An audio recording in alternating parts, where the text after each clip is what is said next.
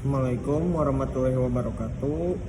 Nama saya Rafli Iksan Ibrahim, NPM 123321019, dari Prodi Desain Komunikasi Visual angkatan 2023. Di sini saya akan menjelaskan materi-materi yang telah disampaikan dalam prodi karakter building ya, dalam karakter building. Oke, yang kesatunya, materi kesatu yaitu tentang langkah mengembangkan integritas, mulai dari mengenali nilai-nilai pribadi hingga menjadi teladan baik. Pertualangan menguatkan integritasmu adalah perjalanan yang melibatkan janji pada diri sendiri, kejujuran, komunikasi yang baik, pembelaan nilai-nilai pembelajaran dari kesalahan, dan berbagi dengan orang terdekat, menjadi panutan positif, berani menghadapi tantangan, serta tekun dalam belajar. Tekun dalam belajar adalah langkah-langkah kecil yang membangun fondasi kuat untuk integritasmu. Setiap langkah membawa kamu lebih dekat ke arah yang benar. Untuk materi keduanya yaitu tentang studi kasus definisi dampak positif dari integritas. Dan latar belakangnya itu perusahaan ABC, perusahaan teknologi terkenal dengan integrasi dan nilai-nilai etika yang tinggi. Dan tantangannya yaitu tekanan untuk mencari keuntungan cepat dalam proyek dengan pihak ketiga yang meragukan reputasinya. Tindakan berdasarkan integritas. 1. Penilaian risiko. Manajemen mengevaluasi risiko terkait kontrak dan dampak jangka panjang pada reputasi. Yang keduanya itu keputusan jujur, menolak kerjasama dengan pihak yang meragukan reputasinya demi mempertahankan integritas. 3. Transparansi dengan pihak terkait, berkomunikasi terbuka dengan pemangku kepentingan bahwa integritas lebih penting daripada keuntungan jangka pendek. Dan untuk dampak positifnya yaitu reputasi ditingkatkan. Yang keduanya itu kepercayaan pemangku kepentingan, membangun kepercayaan dengan pelanggan, investor, dan karyawan. 3. Daya tarik talenta, menjadi tempat kerja diinginkan karena reputasi, etika, dan integritas. 4. Keberlanjutan jangka panjang, yaitu fondasi keberlanjutan jangka panjang dibangun dengan integritas sebagai landasan pertumbuhan bisnis. Dan kesimpulannya yaitu studi kasus ini menunjukkan bahwa mengutamakan integritas dalam pengambilan keputusan memberikan dampak positif pada reputasi, kepercayaan pemangku kepentingan, daya tarik bakat, dan berkelanjutan bisnis. Perusahaan ABC membuktikan bahwa integritas adalah kunci untuk keberhasilan jangka panjang. Dan materi ketiga yaitu definisi kaitannya dengan kepemimpinan spectrum of pride. Definisi kerendahan hati yaitu adalah sikap rendah diri yang mencakup kesediaan untuk belajar, menerima apapun balik, dan mengakui kekuatan serta kelemahan dengan rendah hati dalam konteks kepemimpinan. Kerendahan hati menekan penghargaan terhadap kontribusi semua anggota tim dan pemahaman bahwa pertumbuhan adalah perjalanan berkelanjutan. Dan kaitan dengan kepemimpinan spectrum of pride. 1. Kesadaran diri, self awareness. Pemimpin rendah hati dimulai dengan kesadaran diri yang mendalam, mengakui kekuatan dan kelemahan serta berkomitmen untuk terus tumbuh. 2. Menerima umpan balik. Pemimpin rendah hati membuka diri untuk umpan balik dan menerima kritik sebuah peluang perbaikan. 3. Kolaborasi dan keterlibatan. Menghargai kontribusi setiap individu. Pemimpin rendah hati mendorong kolaborasi karena menyadari kekuatan tim berasal dari keberagaman. 4. Pemimpin pelayan, servant leadership. Kepemimpinan pelayan yang erat kaitannya dengan kerendahan hati, menekan pelayanan kepada kebutuhan anggota tim. 5. Kecerdasan emosional. Pemimpin rendah hati memiliki kecerdasan emosional tinggi, mampu memahami dan mengelola emosi pribadi dan anggota tim. 6. Yaitu pertumbuhan dan pembelajaran, melihat kesalahan sebagai peluang belajar atau saya belajar. Pemimpin rendah hati membawa semangat pembelajaran ke tim mendorong mengembangkan individu dan kelompok. 7. Empati dan penghargaan, memahami perspektif orang lain dan memberikan penghargaan atas kontribusi setiap individu tanpa merasa lebih unggul. Dan kesimpulan dari materi ketiga yaitu kepemimpinan yang berakar pada kerendahan hati, menciptakan lingkungan kerja inklusif, kolaboratif, dan membangun fondasi untuk mempertumbuh dan inovasi. Spectrum of Pride dalam kepemimpinan menekankan pergeseran fokus dari kebanggaan yang merugikan menuju kebanggaan yang membangun, memperkuat koneksi dan mendorong keberhasilan bersama. Dan untuk studi kasus yang keempat mengenai studi kasus kedisiplinan di Jepang, pengertian langkah meningkatkan kedisiplinan pengertiannya yaitu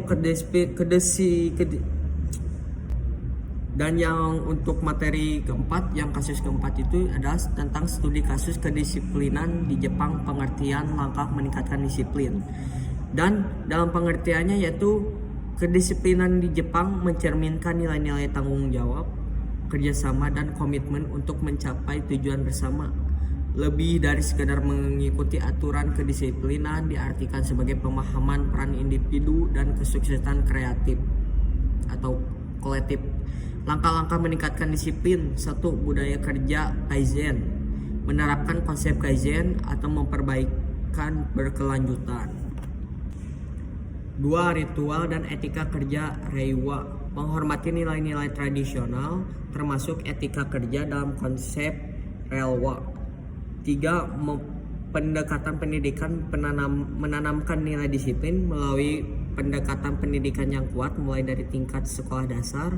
4. Sistem reward dan penghargaan, menerapkan sistem reward yang mendorong disiplin, menciptakan motivasi untuk mempertahankan standar tinggi. 5. Budaya peer pressure positif, membangun budaya peer pressure positif di mana karyawan merasa tanggung jawab terhadap rekan kerja mereka.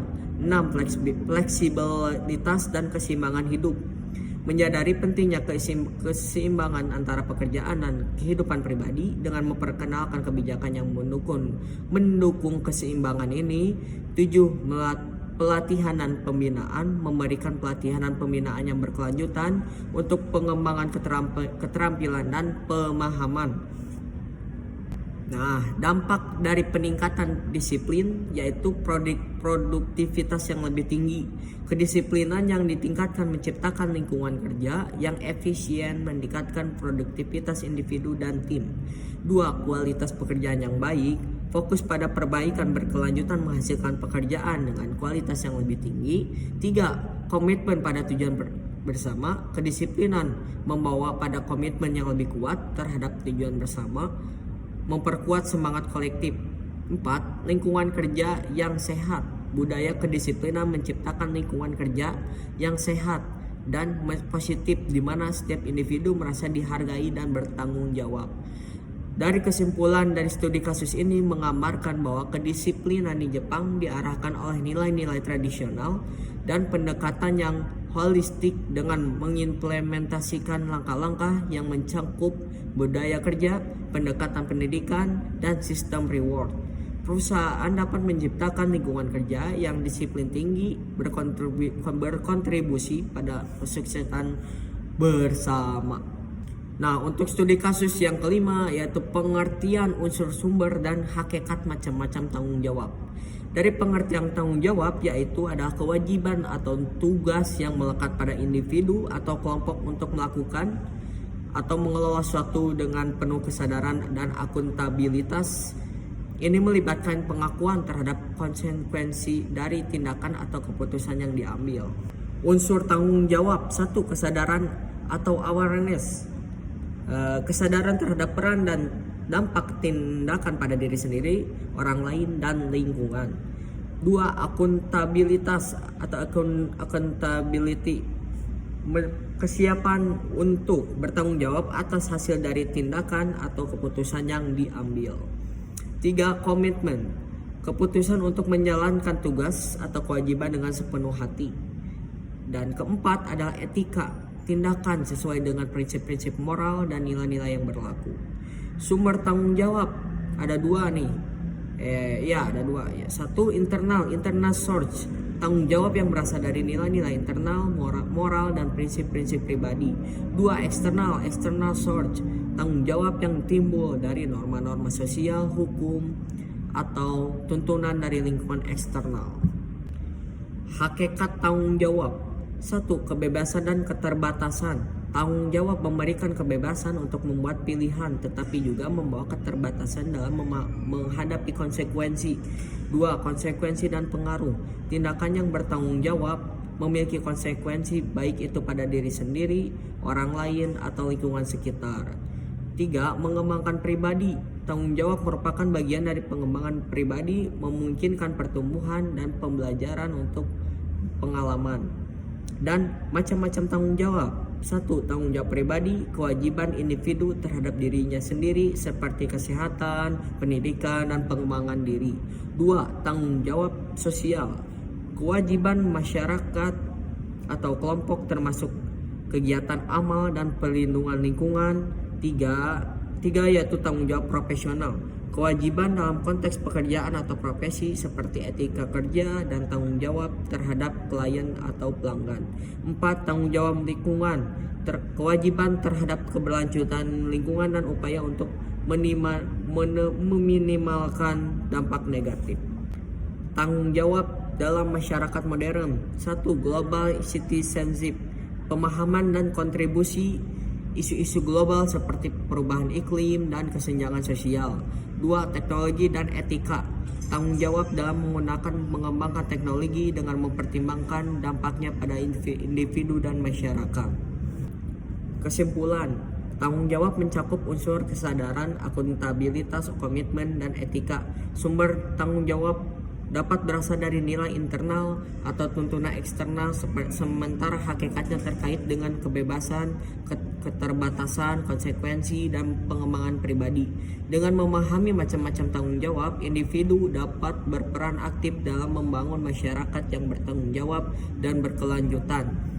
Dan untuk studi kasus yang keenam yaitu citra diri positif, citra diri negatif, cara membangun citra diri positif. Citra diri apa itu? Citra diri itu adalah cara seorang melihat dan menilai dirinya sendiri, mencakup pemahaman terhadap kemampuan, penampilan, dan nilai-nilai profesional. Tentunya ciri-ciri diri positif dan ciri-ciri diri negatif yaitu ada beberapa ciri-cirinya ya. Ciri-cirinya yaitu yang kesatu yang terdapat dalam citra diri positif yaitu menghargai kelebihan dan kekuatan, melihat kesalahan sebagai peluang belajar, dan percaya pada kemampuan mencapai tujuan. Dan untuk ciri-ciri citra diri negatif, yang negatifnya yaitu yang satu, fokus pada kelemahan dan kesalahan. Dua, menyalahkan diri tanpa solusi. Tiga, meragukan kemampuan dan nilai diri.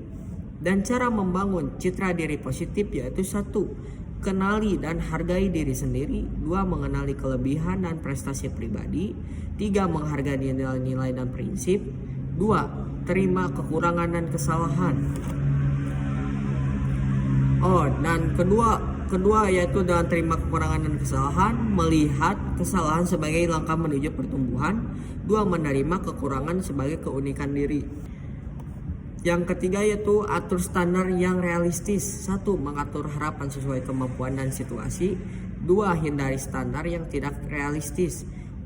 Yang keempat tuh yaitu tentang bangun hubungan positif. Satu, berinteraksi dengan orang-orang positif.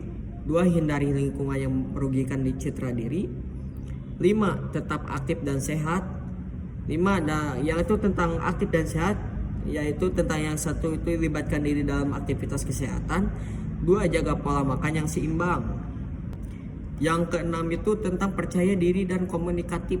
Satu, berbicara dengan keyakinan dan mendengarkan dengan penuh perhatian. Tujuh, perhatikan gaya. Yang ketujuh itu tentang perhatikan gaya berpakaian dan penampilan. Satu, menjaga penampilan memberikan rasa percaya diri. Dua, pilih pakaian yang mencerminkan kepribadian. Yang kedelapan itu tentang pengembangan keterampilan. Satu, terus kembangkan keterampilan dan kompetensi. Dua, ikuti pelatihan untuk pertumbuhan pribadi. Nah, yang kesembilan itu tentang sikap positif terhadap kritik. Satu, terima kritik sebagai peluang perbaikan. Dua, jangan mengaitkan kritik dengan nilai diri. Yang ke-10 nih tentang berprinsip dan konsisten. Ada dua. Satu, bertindak sesuai nilai dan prinsip pribadi. Dua, konsisten dalam sikap dan perilaku. Dan manfaat dari citra diri positif yaitu meningkatkan rasa percaya diri. Dua, ketahanan terhadap stres dan tekanan. Tiga, kemampuan mengatasi hambatan lebih efektif. Empat, hubungan interpersonal yang lebih baik. Dan kesimpulan dari materi yang ke-6 ini yaitu membangun citra diri positif melibatkan pengakuan kelebihan, penerima kekurangan, dan komitmen untuk pertumbuhan pribadi. Dengan langkah-langkah ini, setiap individu dapat memperkuat pandangan positif terhadap diri sendiri, menciptakan fondasi dan kesejahteraan emosional dan sosial yang lebih baik. Cukup sekian dari saya. Wassalamualaikum warahmatullahi wabarakatuh.